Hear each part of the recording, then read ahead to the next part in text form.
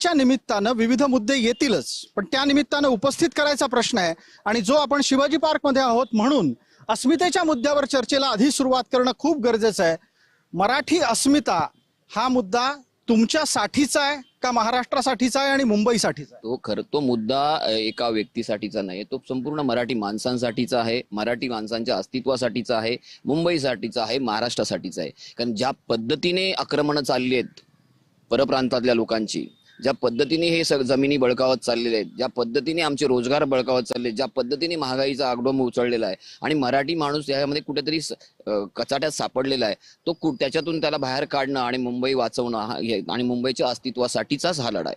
हा मुंबईच्या अस्तित्वाचा लढा आहे। मग एक प्रश्न थेट भारतीय जनता पार्टीकडे घेऊन येतो, त्याच्यानंतर इतरांपर्यंत आपण पोहोचूयात की मुंबईच्या अस्तित्वाचा लढा लढण्याची भाजपाची तयारी आहे का?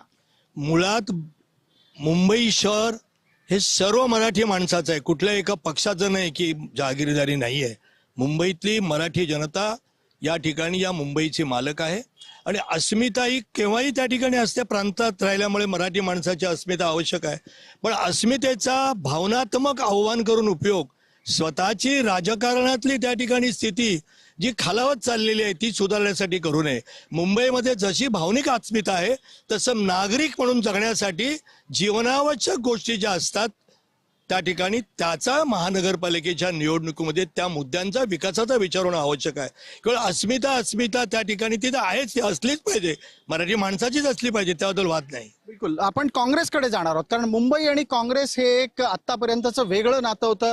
मुंबई मागायच्या वेळेला काँग्रेस काय वागली हे सगळ्यांना ठाऊक आहे। आत्ताच्या घडीला अस्मितेचा मुद्दा काँग्रेसला भारी पडतोय? नक्कीच नाही आहे। आम्ही विवादाच्या मुद्द्यावरती ही निवडणूक लढत नाही आहोत, आम्ही विकासाच्या मुद्द्यावरती ही निवडणूक लढत आहोत। आणि अस्मिता तर काँग्रेसकडे आहेच, म्हणून आतापर्यंत काँग्रेस या पूर्ण भारतावरती राज्य करते आहे।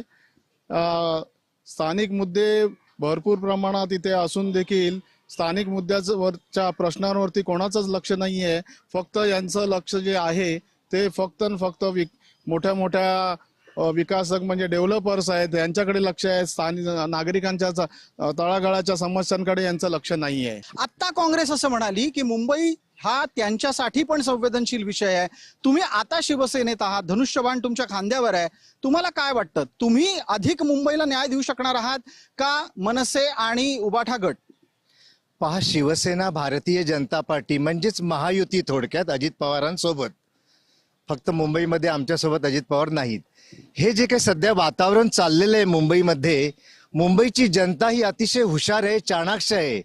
आताच थोड्या वेळापूर्वी मनसेच्या प्रतिनिधींनी आणि काँग्रेसच्या प्रतिनिधींनी काही गोष्ट सांगितली, आपण सर्वांनी त्या ऐकल्याच आहात की महाराष्ट्राची अस्मिता, मुंबई, मराठी माणूस। आता माझा हा प्रश्न आहे की या पक्षांना, उबाटा आणि मनसेला आत्ताच दिसून येतं का की निवडणुका जाहीर झाली की मुंबईला पळवायला कोणतरी येतं, मराठी माणसाला त्रास द्यायला कोणतरी येतं, मुंबईची विभागणी होणार आणि महाराष्ट्राची अस्मिता एवढे दिवस 20 वर्ष कुठे होत्या या गोष्टी? तेव्हा मराठी माणूस किंवा महाराष्ट्राची अस्मिता आठवली नाही का?